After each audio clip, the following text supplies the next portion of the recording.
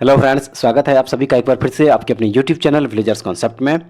तो फ्रेंड्स, आज का जो वीडियो है यह प्रभात पब्लिकेशन का मॉडल प्रैक्टिस सेट बुक है। और जैसा कि आप लोग जानते हैं कि अभी हम लोग बिहार दरोगा के लिए जो नया model practice set book launch किया है प्रभात पब्लिकेशन की तरफ से, जिसमें कि टोटल 40 प्रैक्टिस सेट दिया हुआ है। तो आज हम लोग इसका 8वां मॉडल प्रैक्टिस सेट कवर करेंगे, ठीक है फ्रेंड्स। और इस वीडियो से पहले हम लोग इस बुक का 7 प्रैक्टिस सेट कवर कर चुके हैं। तो अगर आप लोग इस सातों वीडियो को नहीं देखे हैं तो इस वीडियो के डिस्क्रिप्शन में इन सारे वीडियो का लिंक प्रोवाइड करा दिया जाएगा, यहाँ से आप लोग देख लीजिएगा, या फिर हमारे चैनल के प्लेलिस्ट में जाके भी आप लोग इस वीडियो को देख सकते हैं। चैनल पे अगर नए विजिट कर रहे होंगे तो प्लीज़ इस चैनल को एक बार सब्सक्राइब जरूर कर लीजिएगा, और बगल में बेल आइकन होगा उसको प्रेस करना बिल्कुल मत भूलिएगा। वीडियो अगर अच्छी लगे तो एक लाइक जरूर कर दीजिएगा और अपने दोस्तों में भी इसको शेयर जरूर कीजिएगा। तो चलिए फिर शुरू करते हैं आज का सेशन और देखते हैं प्रैक्टिस सेट 8, ठीक है फ्रेंड्स। तो इस क्रम में देखिए जो सबसे पहला क्वेश्चन यहाँ पे दिया हुआ है, सबसे पहला क्वेश्चन यहाँ पे फ्रेंड्स दिया हुआ, देखिए कह रहा है इस क्वेश्चन में कि निम्नलिखित वैदिक देवताओं में से किसे उनका पुरोहित माना जाता था। किसे उनका पुरोहित माना जाता था, सही आंसर हो जाएगा देखिए इसका बृहस्पति। बृहस्पति जो है इसका सही आंसर हो जाएगा। वैदिक देवताओं में बृहस्पति को पुरोहित माना जाता था, ठीक है फ्रेंड्स। ऑप्शन नंबर बी इसका सही आंसर हो जाएगा। उसके बाद चलिए देखते हैं अगला क्वेश्चन, यहाँ पे क्वेश्चन नंबर 2। और देखिए इसमें कह रहा है कि युद्ध भूमि में बड़ी संख्या में सैनिकों के मारे जाने अथवा आहत हो जाने के बाद किस भारतीय गण अथवा राज्य की स्त्रियों ने सिकंदर के विरुद्ध शस्त्र धारण किया था। सही हो जाएगा इसका देखिए मशग, ठीक है। मशग जो इसका सही आंसर हो जाएगा। उसके बाद देखेंगे अगला क्वेश्चन, यहाँ पे क्वेश्चन नंबर 3 में। और देखिए इसमें कह रहा है कि निम्नलिखित में से कौन अपने पिता के अभियानों के क्रम में सैनिक छावनी में पैदा हुआ था। सैनिक छावनी में पैदा हुआ था, सही हो जाएगा इसका देखिए अमोघ वर्ष राष्ट्रकूट। अमोघ वर्ष राष्ट्रकूट जो है अपने पिता के अभियानों में श्री मावन नामक स्थान पर सैनिक छावनी में हुआ था, ठीक है फ्रेंड्स। आइए अब देखते हैं अगला क्वेश्चन, क्वेश्चन नंबर 4। और देखिए इस क्वेश्चन में कह रहा है फ्रेंड्स कि सूची 1 को सूची 2 से सुमेलित कीजिए और नीचे दिए गए कूट से सही उत्तर का चयन कीजिए। देखिए एक तरफ गुप्त मंदिर दिया हुआ है और दूसरी तरफ उसका स्थान दिया हुआ है। तो देखिए क्वेश्चन नंबर 4 का सही आंसर ऑप्शन नंबर बी हो जाएगा, ठीक है। ऑप्शन नंबर बी हो जाएगा, यानी ए का क्या हो जाएगा 3 हो जाएगा। देखिए ए में दिया हुआ ईंट निर्मित मंदिर, तो इसका क्या हो जाएगा भीतरगांव हो जाएगा, ठीक है। उसके बाद बी का 2 हो जाएगा, यानी दशावतार मंदिर जो है यह देवगढ़ हो जाएगा। उसके बाद सी का 4 हो जाएगा, देखिए शिव मंदिर जो है क्या हो जाएगा इसका भूमरा, और विष्णु मंदिर जो है वह क्या हो जाएगा एरन हो जाएगा फ्रेंड्स, ठीक है। तो ऑप्शन नंबर बी जो है इस क्वेश्चन का सही आंसर हो जाएगा। उसके बाद चलिए देखते हैं अगला क्वेश्चन, यहाँ पे क्वेश्चन नंबर 5 में क्या कह रहा है। देखिए क्वेश्चन नंबर 5 जो दिया हुआ है इसमें सूची 1 को सूची 2 से सुमेलित कीजिए तथा सूचियों के नीचे दिए गए कूट की सहायता से सही उत्तर चुनिए, ठीक है।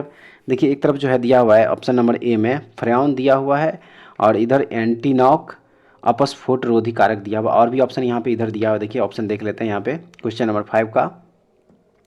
क्वेश्चन नंबर 5 का तो देखिए इसका जो सही आंसर हो जाएगा वो हो जाएगा ऑप्शन नंबर यहाँ पे डी हो जाएगा, ठीक है। ऑप्शन नंबर डी हो जाएगा यहाँ पे, ठीक है फ्रेंड्स।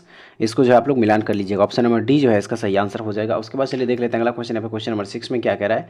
देखिए क्वेश्चन नंबर 6 जो यहाँ पे दिया कह रहा है इसमें कि निम्नलिखित चित्रकारों में से किसे जहांगीर ने नादिर उज जमा की पदवी दी थी। निम्नलिखित चित्रकारों में से किसे जहांगीर ने नादिर उज जमा की पदवी दी थी। सही आंसर हो जाएगा इसका देखिए option number A Abul Hasan को, ठीक है। अबुल हसन को जहांगीर ने नादिर उज जमा की पदवी दी थी। ऑप्शन नंबर ए इसका सही आंसर हो जाएगा। उसके बाद चलिए देखते हैं अगला क्वेश्चन, यहाँ पे क्वेश्चन नंबर 7 में क्या दिया हुआ है। देखिए क्वेश्चन नंबर 7 कह रहा है पंजाब के विलय के पश्चात पंजाब पर शासन करने के लिए निम्नलिखित में से कौन 3 की परिषद सदस्य नहीं था। कौन 3 की परिषद का सदस्य नहीं था। देखिए सही हो जाएगा इसका ऑप्शन नंबर यहाँ पे ए एच एम इलियट।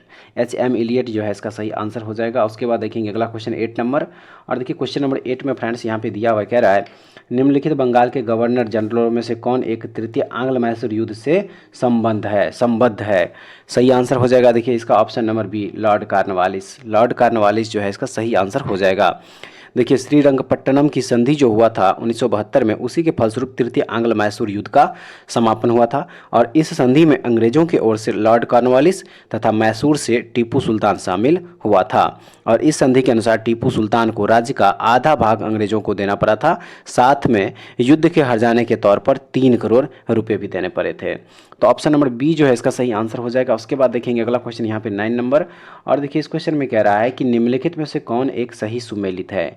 निम्नलिखित में से कौन एक सही सुमेलित है। सही हो जाएगा देखिए इसका लॉर्ड वेलेस्ली चतुर्थ आंग्ल मैसूर युद्ध जो दिया हुआ ये यहाँ पे क्या हो जाएगा, सही सुमेलित हो जाएगा। ठीक है फ्रेंड्स, उसके बाद चलिए देखते हैं अगला क्वेश्चन। यहाँ पे क्वेश्चन नंबर 10 में क्या कह रहा है। देखिए क्वेश्चन नंबर 10 जो यहाँ पे दिया हुआ कह रहा है कि रविंद्रनाथ टैगोर के विषय में निम्नलिखित में से कौन एक कथन असत्य है, कौन एक कथन असत्य है। देखिए यहाँ पे जो ऑप्शन ए दिया हुआ है कह रहा है इसमें उन्होंने प्राचीन भारत और उसकी संस्कृति का गौरवगान किया, ऑप्शन नंबर ए हो गया। और ऑप्शन इधर दिया हुआ, आइए देख लेते हैं। क्वेश्चन नंबर 10 का 3 ऑप्शन जो है इधर देखिए और दिया हुआ है। ऑप्शन नंबर बी में है कि उन्होंने शिवाजी और गुरु गोविंद सिंह को राष्ट्र निर्माता के रूप में देखा। सी में है कि उनके अनेक गीतों में मराठों के बहादुरी का खंडन है। और डी में है कि उन्होंने स्वदेशी आंदोलन के आर्थिक पक्ष का समर्थन किया। तो देखिए इसका सही आंसर हो जाएगा इसका ऑप्शन नंबर डी हो जाएगा। ठीक है, ऑप्शन नंबर डी हो जाएगा कि उन्होंने स्वदेशी आंदोलन के आर्थिक पक्ष का समर्थन किया। आइए अब देखते हैं अगला क्वेश्चन, क्वेश्चन नंबर 11। और देखिए इसमें कह रहा है कि 1929 में नागपुर में संपन्न all India trade union Congress की अध्यक्षता किसने की थी। सही आंसर है इसका देखिए जवाहरलाल नेहरू। ठीक है, जवाहरलाल नेहरू इसका सही आंसर हो जाएगा। उसके बाद देखेंगे अगला क्वेश्चन यहाँ पे 12 नंबर। और देखिए इसमें कह रहा है कि निम्नलिखित समाज सुधारकों में से कौन संस्कृत भाषा में प्रवीणता के लिए जाना जाता है। संस्कृत भाषा में प्रवीणता के लिए जाना जाता है, सही आंसर है इसका देखिए ऑप्शन नंबर डी हो जाएगा। उपर्युक्त सभी दयानंद सरस्वती, ईश्वर चंद्र विद्यासागर, राजा राम मोहन राय। ठीक है, ये सभी समाज सुधारक जो है संस्कृत भाषा में प्रवीणता के लिए जाना जाता है। उसके बाद देखेंगे अगला क्वेश्चन यहाँ पे क्वेश्चन नंबर 13। और देखिए इस क्वेश्चन में कह रहा है कि निम्नलिखित में से किसने स्वयं को हिंदुस्तान का तोता कहा है। सही है इसका देखिए ऑप्शन नंबर यहाँ पे सी हो जाएगा अमीर खुसरो। अमीर खुसरो जो है अपने आप को हिंदुस्तान का तोता कहा है। नेक्स्ट देखेंगे 14 नंबर। और देखिए इस क्वेश्चन में है कि हिंद स्वराज महात्मा गांधी द्वारा लिखा गया था, किस भाषा में। सही आंसर है इसका देखिए गुजराती में। हिंद स्वराज महात्मा गांधी द्वारा लिखा गया था किस भाषा में, तो यह गुजराती भाषा में लिखा गया था। ठीक है फ्रेंड्स, देखेंगे अगला क्वेश्चन। अब कह रहा है इसमें कि निम्नलिखित में से साइमन कमीशन का कौन एक सदस्य उदारवादी दल का था, कौन एक सदस्य उदारवादी दल का था। तो वह हो जाएगा ऑप्शन नंबर डी जो दिया sir John Simon. Sir John Simon जो है इसका सही आंसर हो जाएगा। उसके बाद देखेंगे यहाँ पे 16 नंबर क्वेश्चन। और देखिए इसमें कह रहा है कि निम्नलिखित अधिनियमों में से प्रथम बार किस में गवर्नर जनरल ऑफ बंगाल के पद हेतु प्रावधान किया गया था। सही हो जाएगा इसका देखिए ऑप्शन नंबर यहाँ पे ए हो जाएगा, रेगुलेटिंग अधिनियम 1773। ठीक है, ऑप्शन नंबर ए सही हो जाएगा। चलिए देखते हैं अगला क्वेश्चन यहाँ पे क्वेश्चन नंबर 17। और देखिए क्वेश्चन नंबर 17 जो फ्रेंड्स यहाँ पे दिया है कह रहा है इसमें कि journey through the kingdom of Awadh in the year 1849 to 50 report किसके द्वारा लिखी गई थी। तो यह लिखी गई थी, याद रखिएगा, W.H. स्लीमैन के द्वारा। ठीक है, W.H. स्लीमैन के द्वारा यह लिखी गई थी। अगला देखेंगे यहाँ पे 18 नंबर।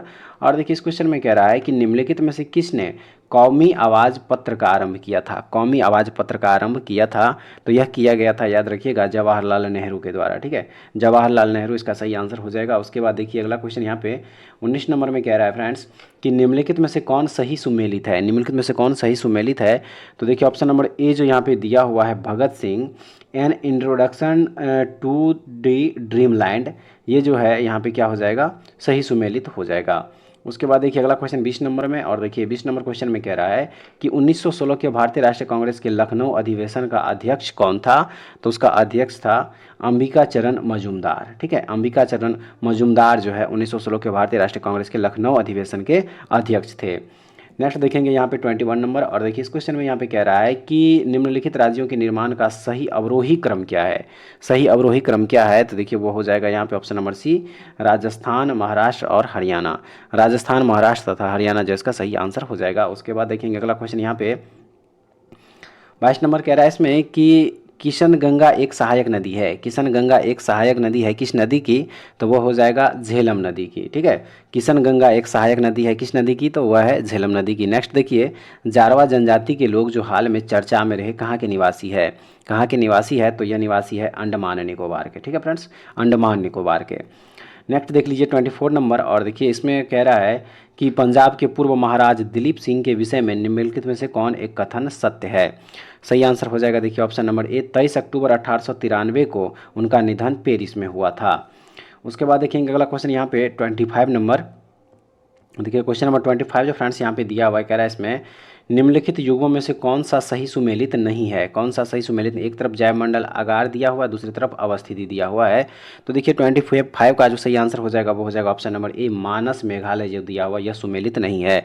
मानस जो मेघालय दिया हुआ है यहाँ पे क्या होगा, सही सुमेलित नहीं होगा, क्योंकि मानस वन्यजीव अभ्यारण्य जो है यह कहाँ है, मेघालय में नहीं बल्कि यह असम में है। ठीक है फ्रेंड्स, असम में है। तो ऑप्शन नंबर ए इसका सही आंसर हो जाएगा। उसके बाद देखेंगे अगला क्वेश्चन यहाँ पे 26 नंबर, और देखिए इसमें कह रहा है कि राजस्थान का लगभग एकाधिकार है किसमें, तो वह हो जाएगा यहाँ पे जस्ता में। किस में हो जाएगा? जस्ता में हो जाएगा, ठीक है, जस्ता में हो जाएगा इसका। उसके बाद देखिए अगला क्वेश्चन यहाँ पे 27 नंबर, और देखिए इस क्वेश्चन में कह रहा है कि हिंडाल्को स्थापित है, हिंडाल्को स्थापित है, तो देखिए सही हो जाएगा इसका ऑप्शन नंबर सी, रेणुकूट में। हिंडाल्को स्थापित है कहाँ पे? रेणुकूट में। उसके बाद देखिए अगला क्वेश्चन 28 नंबर, और देखिए 28 नंबर जो क्वेश्चन यहाँ पे फ्रेंड्स दिया हुआ है, कह रहा है 28 नंबर क्वेश्चन में कि निम्नलिखित में से कौन एक भू आबद्ध देश नहीं है, भू आबद्ध देश नहीं है, तो देखिए वह हो जाएगा यहाँ पे अजरबैजान, ठीक है, अजरबैजान जो है इसका सही आंसर हो जाएगा।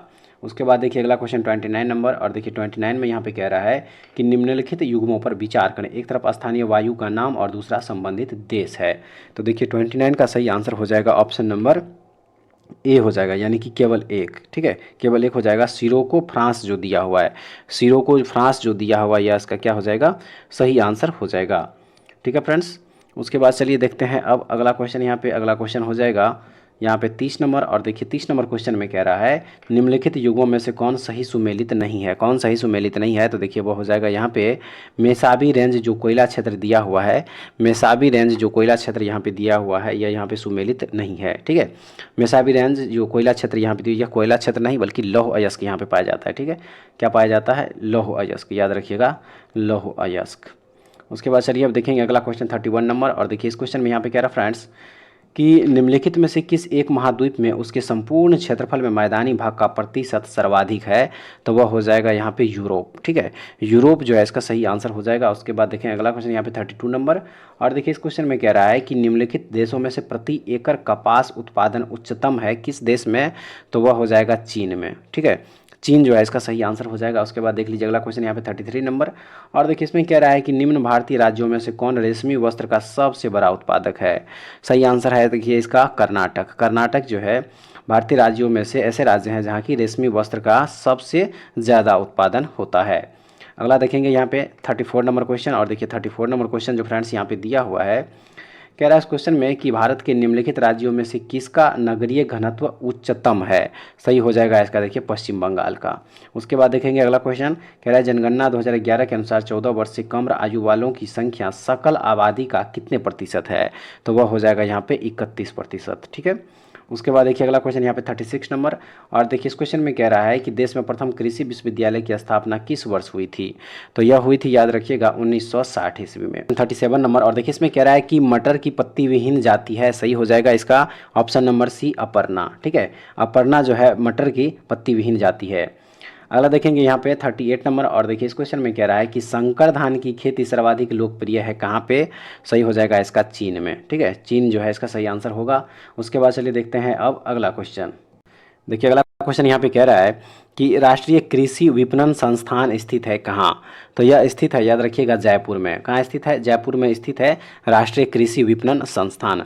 नेक्स्ट है भारतीय गन्ना अनुसंधान संस्थान स्थित है कहाँ पे, तो याद रखिएगा यह स्थित है लखनऊ में। भारतीय गन्ना अनुसंधान संस्थान लखनऊ में स्थित है। उसके बाद देखेंगे अगला क्वेश्चन यहाँ पे 41 नंबर, और देखिए इसमें कह रहा है फ्रेंड्स कि हाल ही में प्रथम बार किस देश के वैज्ञानिकों ने स्टेम सेल्स से मनुष्य की लीवर कोशिकाओं की रचना की है, सही आंसर हो जाएगा इसका देखिए जापान के, ठीक है, जापान के वैज्ञानिकों के द्वारा जो है स्टेम सेल्स से मनुष्य की लीवर कोशिकाओं की रचना करी गई है।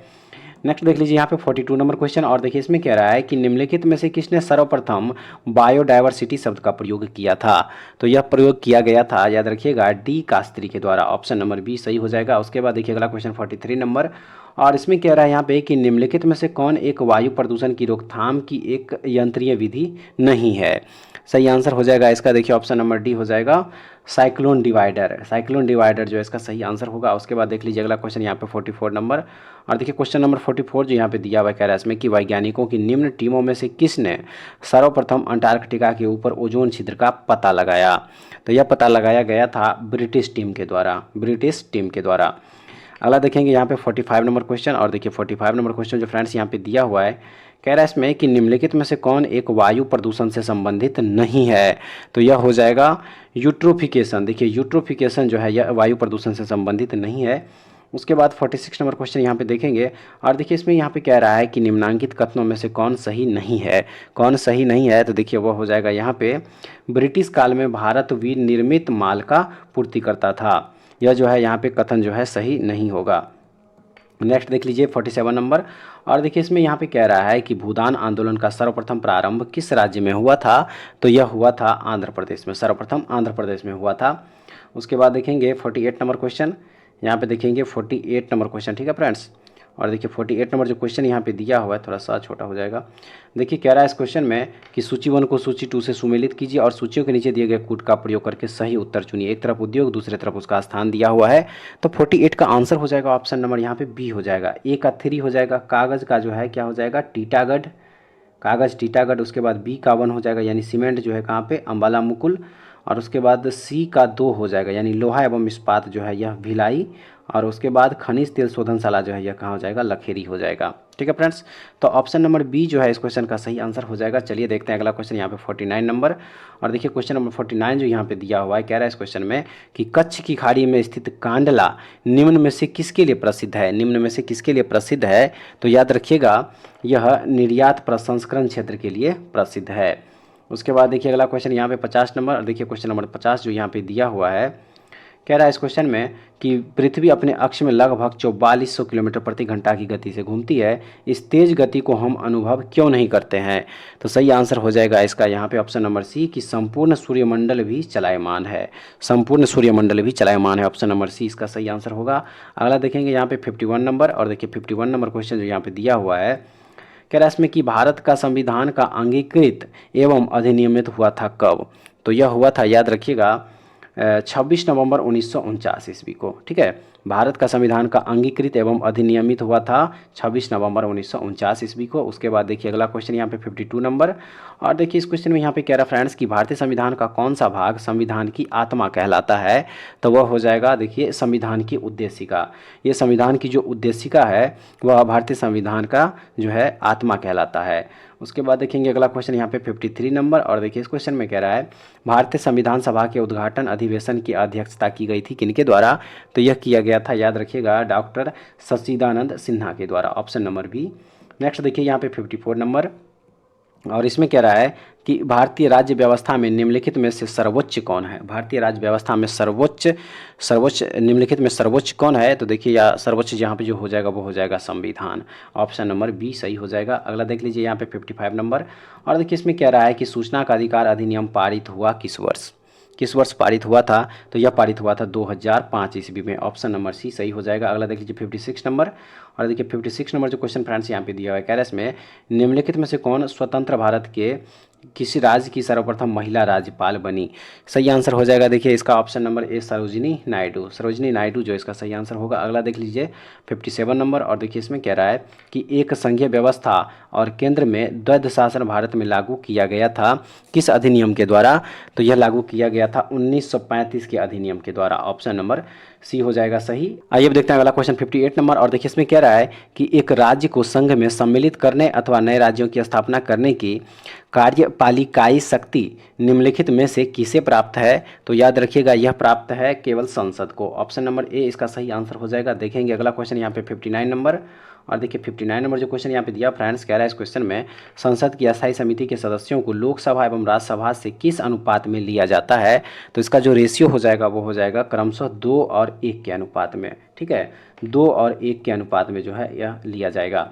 उसके बाद देखिए यहाँ पे 60 नंबर क्वेश्चन और देखिए इसमें कह रहा है कि भारत के प्रधानमंत्री के विषय में निम्नलिखित कथनों में से कौन सही है। तो देखिए सही हो जाएगा यहाँ पे कि प्रधानमंत्री मंत्रिपरिषद का वास्तविक नेता है, यह क्या हो जाएगा सही हो जाएगा। अगला देख लीजिए यहाँ से 61 नंबर और देखिए इस क्वेश्चन में कह रहा है कि निम्नलिखित में से कौन संसद के संयुक्त सत्र की अध्यक्षता करने हेतु अधिकृत है। तो वह हो जाएगा यहाँ पे लोकसभा का अध्यक्ष। ठीक है, लोकसभा का अध्यक्ष। अगला देख लीजिए यहाँ 62 नंबर इसमें कह रहा है कि लोकसभा के कितने सदस्य मंत्रिपरिषद के विरुद्ध अविश्वास प्रस्ताव ला सकते हैं। तो देखिए इसका सही हो जाएगा यहाँ पे 50 सदस्य। ठीक है, 50 सदस्य हो जाएगा। अगला देख लीजिए 63 नंबर इसमें कह रहा है कि न्यायिक पुनरावलोकन प्रचलित है कहाँ प्रचलित है। तो देखिए यह प्रचलित है भारत और यूएसए दोनों में। ठीक है, भारत और यूएसए दोनों में। अगला देखेंगे यहाँ पे 64 नंबर, और देखिए इसमें कह रहा है कि उच्च न्यायालय के सेवानिवृत्त जज की पेंशन कहाँ से दी जाती है। जज की पेंशन कहाँ से दी जाती है, सही आंसर है इसका देखिए भारत की संचित निधि से, ठीक है, भारत की संचित निधि से। नेक्स्ट है यहाँ पे 65 नंबर, और देखिए इसमें कह रहा है कि किस कानून के अंतर्गत यह विहित है कि भारत के उच्चतम न्यायालय की संपूर्ण कार्यवाही अंग्रेजी भाषा में होगी। किस कानून के अंतर्गत, तो सही आंसर है देखिए इसका ऑप्शन नंबर यहाँ पे डी, भारतीय संविधान की धारा 348 के द्वारा। भारतीय संविधान की धारा 348 के द्वारा जो है यह विहित है कि भारत के उच्चतम न्यायालय की संपूर्ण कार्यवाही अंग्रेजी भाषा में होगी। उसके बाद चलिए देखते हैं अगला क्वेश्चन यहाँ पे 66 नंबर, और देखिए क्वेश्चन नंबर 66 जो फ्रेंड्स यहाँ पे दिया हुआ है, देखिए कह रहा है इस क्वेश्चन में 66 में कि निम्नलिखित में से कौन तृणमूल लोकतंत्र से संबंधित है। तृणमूल लोकतंत्र से संबंधित है, तो देखिए 66 का सही आंसर हो जाएगा ऑप्शन नंबर यहाँ पे बी, पंचायती राज पद्धति। ठीक है फ्रेंड्स। उसके बाद देखेंगे अगला क्वेश्चन यहाँ पे 67 नंबर, और देखिए इसमें कह रहा है कि भारत की अर्थव्यवस्था है, भारत की अर्थव्यवस्था है, सही हो जाएगा इसका मिश्रित अर्थव्यवस्था। भारत की अर्थव्यवस्था कैसी अर्थव्यवस्था है, तो यह है मिश्रित अर्थव्यवस्था। उसके बाद देखेंगे 68 नंबर, और देखिए इसमें कह रहा है कि निम्नलिखित उत्पादों में से सामान्यतः किसका भारत से निर्यात नहीं होता है, तो वह हो जाएगा यहाँ पे दालों का, ऑप्शन नंबर डी सही होगा। अगला देख लीजिए 69 नंबर, और देखिए इसमें कह रहा है कि एक व्यक्ति एक संवेदनशील तराजू पर खड़ा है, यदि वह गहरी सांस अंदर लेता है तो तराजू की रीडिंग जो है क्या होगी, तो वह क्या होगी, रीडिंग पर कोई प्रभाव नहीं पड़ेगा, ऑप्शन नंबर सी। अगला देखेंगे यहाँ पे 70 नंबर क्वेश्चन, और देखिए इसमें कह रहा है कि एक मकान में दो बल्बों में से एक दूसरे से अधिक रोशनी चमकदार है, तो इन दोनों में से किस बल्ब में उच्चतर अवरोधक होगा। सही आंसर है देखिए इसका कि मंद रोशनी वाले बल्ब में जो है उच्चतर अवरोधक होगा। उसके बाद देखेंगे अगला क्वेश्चन यहाँ पे 71 नंबर, देखिए क्वेश्चन नंबर 71 जो फ्रेंड्स यहाँ पे दिया हुआ है, देखिए कह रहा है इस क्वेश्चन में कि जेट हवाई यान नीचे के स्ट्रेटोस्फीयर में बड़ी सरलता और आसानी से उड़ता है, इसकी क्या निर्दिष्ट व्याख्या हो सकती है, व्याख्या करें। उत्तर व्याख्या में कौन सा सही है, तो देखिए 71 का सही आंसर हो जाएगा ऑप्शन नंबर सी, 1 और 2 दोनों सही हो जाएगा। नीचे के स्ट्रेटोस्फीयर में बादल और पानी की वाष्प नहीं होती है, और 2 में दिया है कि नीचे के स्ट्रेटोस्फीयर में लंब रूपी हवाएं नहीं होती है, तो ऑप्शन नंबर सी इसका सही आंसर हो जाएगा। उसके बाद देखिए अगला क्वेश्चन यहाँ पे 72 नंबर, और देखिए इस क्वेश्चन में यहाँ पे कह रहा है कि ट्रैफिक सिग्नल में लाल प्रकाश प्रयुक्त होता है क्योंकि, देखिए एक ऑप्शन इधर दिया हुआ है कि इसकी तरंग दैर्घ्य की, इसके तरंगों की दैर्घ्य यानी कि लंबाई सर्वाधिक होती है। इसके अलावा जो 3 ऑप्शन और इधर दिया हुआ है 72 में, 3 ऑप्शन देखिए यहाँ पे और दिया हुआ है, तो देखिए 72 का जो सही आंसर हो जाएगा वो हो जाएगा यहाँ पे ऑप्शन नंबर ए ही हो जाएगा। ठीक है फ्रेंड्स, ऑप्शन नंबर जो ए दिया हुआ है यहाँ पे, ऑप्शन नंबर ए देखिए यही जो है इसका आंसर हो जाएगा कि इसकी तरंगों की दैर्घ्य यानी लंबाई सर्वाधिक होती है। उसके बाद चलिए देखेंगे अगला क्वेश्चन यहाँ पे 73 नंबर, और देखिए क्वेश्चन नंबर 73 जो फ्रेंड्स यहाँ पे दिया है, देखिए कह रहा है इस क्वेश्चन में कि किसी टीवी सेट को चलाने के लिए रिमोट नियंत्रण इकाई द्वारा निम्नलिखित में से किसका प्रयोग किया जाता है, तो यह प्रयोग किया जाता है, याद रखिएगा, रेडियो तरंगों का। ठीक है, ऑप्शन नंबर सी जो है इसका सही आंसर हो जाएगा। उसके बाद चलिए देखेंगे अगला क्वेश्चन 74 नंबर, 74 नंबर क्वेश्चन देखेंगे, और देखिए 74 क्वेश्चन जो यहाँ पे दिया हुआ फ्रेंड्स, कह रहा है इसमें निम्न कथन पर तथा उससे निकाले गए निष्कर्ष पर विचार करिए तथा बताइए कि कौन सा निष्कर्ष सही है। देखिए कथन यहाँ पे दिया है कि भरी हुई गाड़ी को चलाने में उसे चलायमान रखने के लिए आवश्यक ताकत से अपेक्षाकृत अधिक ताकत से धक्का देना पड़ता है, तो देखिए 74 का आंसर हो जाएगा ऑप्शन नंबर यहाँ पे सी हो जाएगा कि एक बार गाड़ी चल पड़ने के बाद घर्षण कम होता है। उसके बाद देखेंगे अगला क्वेश्चन यहाँ पे 75 नंबर, 75 नंबर जो क्वेश्चन यहाँ पे फ्रेंड्स दिया हुआ है, कह रहा है इसमें कि अपने कक्ष में एक उपग्रह पृथ्वी के चक्कर लगाता रहता है, वह ऐसा निम्न में से किस कारण से करता है, किस कारण से करता है, तो वह हो जाएगा देखिए यहाँ पे केंद्राभिमुखी बल के कारण करता है। नेक्स्ट देखेंगे 76 नंबर, और देखिए इसमें कह रहा है कि एक वस्तु दो समानांतर समतल दर्पणों के बीच रखी जाती है, बने प्रतिबिंबों की संख्या कितनी होगी, तो देखिए सही आंसर हो जाएगा इसका ऑप्शन नंबर यहाँ पे डी अनंत हो जाएगी। ठीक है, नेक्स्ट है सोनार में हम प्रयोग करते हैं किसका, तो सही हो जाएगा देखिए इसका पराश्रव्य तरंगों का। सोनार में हम प्रयोग करते हैं किसका, तो पराश्रव्य तरंगों का। अगला देखेंगे यहाँ पे 78 नंबर, देखिए क्वेश्चन नंबर 78 जो यहाँ पे दिया हुआ है, कह रहा है इसमें दूर संचार के लिए प्रयुक्त तरंगे इनमें से कौन से तरंगे हैं, तो वह हो जाएगा माइक्रोवेव। क्या हो जाएगा, माइक्रोवेव हो जाएगा। नेक्स्ट है निकट दृष्टि दोष की रोग मुक्ति होती है किस लेंस के द्वारा, तो यह होता है अवतल लेंस के द्वारा, ऑप्शन नंबर बी सही हो जाएगा। देखिए अगला क्वेश्चन यहाँ पे क्वेश्चन नंबर 80 हो जाएगा यहाँ पे, और देखिए क्वेश्चन नंबर 80 में यहाँ पे कह रहा है कि सूर्यास्त तथा सूर्योदय के समय सूर्य के लाल रंग होने का कारण क्या है, तो कारण हो जाएगा इसका प्रकाश का प्रकीर्णन, ऑप्शन नंबर ए नेक्स्ट देखिए 81 नंबर, इसमें कह रहा है कि खगोलीय दूरदर्शी से बना प्रतिबिंब होता है कैसा, तो वो हो जाएगा यहाँ पे काल्पनिक और बड़ा हो जाएगा। अगला देखिए यहाँ पे 82 नंबर क्वेश्चन, देखिए क्वेश्चन नंबर 82 जो दिया हुआ है, देखिए कह रहा है इसमें कि खारे पानी को शुद्ध पानी में परिवर्तित करने की प्रक्रिया को कहते हैं क्या, क्या कहते हैं, तो उसे उत्क्रम परासरण प्रक्रिया कहा जाता है। उसके बाद देखिए अगला क्वेश्चन यहाँ पे 83 नंबर, देखिए क्वेश्चन नंबर 83 में कह रहा है कि हाल ही में सीरिया के गृह युद्ध में रासायनिक हथियार का प्रयोग हुआ था, इसमें कौन सा रसायन प्रयुक्त हुआ। देखिए सही हो जाएगा इसका यहाँ पे सरीन गैस, ठीक है, सरीन गैस का प्रयोग हुआ था। अगला देखिए 84 नंबर, और इसमें कह रहा है कि निम्नलिखित में से कौन सा रसायन कृत्रिम वर्षा में प्रयोग होता है, तो वह रसायन हो जाएगा सिल्वर आयोडाइड, ठीक है, सिल्वर आयोडाइड जो है, सिल्वर आयोडाइड रसायन जो है कृत्रिम वर्षा में प्रयोग किया जाता है। उसके बाद 85 नंबर क्वेश्चन में कह रहा है कि वनस्पति तेल से वनस्पति घी बनाने में प्रयुक्त गैस इनमें से कौन सा है, तो देखिए वो हो जाएगा यहाँ पे हाइड्रोजन गैस, ऑप्शन नंबर ए सही हो जाएगा। देखिए अगला क्वेश्चन यहाँ पे 86 नंबर, और देखिए क्वेश्चन नंबर जो 86 फ्रेंड्स यहाँ पे दिया हुआ है, देखिए कह रहा है इस क्वेश्चन में 86 में स्तंभ 1 और स्तंभ 2 को मिलाते हुए नीचे दिए गए कूटों से उत्तर चुनिए, ठीक है, एक तरफ जरकुंडों के नाम और दूसरी तरफ जो है अवस्थित जिलों के नाम यहाँ पे दिया हुआ है। तो 86 का जो आंसर है वह है ऑप्शन नंबर बी, ठीक है, ऑप्शन नंबर बी जो है इसका सही आंसर हो जाएगा, ऑप्शन नंबर यहाँ पे बी हो जाएगा। देखिए बी में जो है 4 का जो ए का जो है 2 दिया हुआ है, सूरज कुंड जो है कहाँ, हजारीबाग। उसके बाद बी का 3 दिया हुआ है, तेतुलिया जो है क्या हो जाएगा, धनबाद। और उसके बाद सी का 4 हो जाएगा, सी का 4 यानी कि ताता पानी जो है पलामू, और दुआरी जो है ये क्या हो जाएगा, चतरा। तो ऑप्शन नंबर बी जो है इसका सही आंसर हो जाएगा। उसके बाद चलिए अब देखते हैं अगला क्वेश्चन 87 नंबर, और देखिए क्वेश्चन नंबर जो 87 यहाँ पे फ्रेंड्स दिया हुआ है, देखिए कह रहा है इस क्वेश्चन में 87 में कि उंगलियों के निशानों की बहुरंगीय सतह पर उभारण करने हेतु निम्न में से क्या प्रयुक्त होता है, तो वह हो जाएगा देखिए यहाँ पे फ्लोरेसेंट पाउडर हो जाएगा, ठीक है। उसके बाद देखेंगे 88 नंबर क्वेश्चन, और देखिए क्वेश्चन नंबर जो 88 दिया फ्रेंड्स, इसमें कह रहा है कि लिक्विड पेट्रोलियम गैस यानी कि एलपीजी के मुख्य अवयव इनमें से कौन है, तो देखिए वह हो जाएगा यहाँ पे इथेन, प्रोपेन और ब्यूटेन, ठीक है, इथेन, प्रोपेन और ब्यूटेन जो है इसका सही आंसर हो जाएगा। अगला देखिए यहाँ पे 89 नंबर, और देखिए इस क्वेश्चन में कह रहा है कि डीपीटी का टीका निम्नलिखित में से किससे सुरक्षा हेतु दिया जाता है, तो यह दिया जाता है डिप्थीरिया, कुकुर खांसी और टिटनस से सुरक्षा के लिए। उसके बाद देखिए अगला क्वेश्चन यहाँ पे क्वेश्चन नंबर 90, और देखिए इसमें कह रहा है कि national bureau of plant genetic resources स्थित है कहाँ पे, तो देखिए यह स्थित है नई दिल्ली में। कहाँ स्थित है, नई दिल्ली में स्थित है। उसके बाद देखिए अगला क्वेश्चन यहाँ पे देखेंगे 91 नंबर, और देखिए इस क्वेश्चन में यहाँ पे कह रहा है कि शरीर के जोड़ों में गठिया रोग निम्नलिखित में से किसके जमाव से होता है, किसके जमाव से होता है, तो देखिए यह होता है यूरिक एसिड के जमाव से। नेक्स्ट है 92 नंबर क्वेश्चन यहाँ पे, और देखिए इस क्वेश्चन में कह रहा है कि अशोक की राजधानी कहाँ थी, अशोक की राजधानी कहाँ थी, तो अशोक की राजधानी जो है वह पाटलिपुत्र था।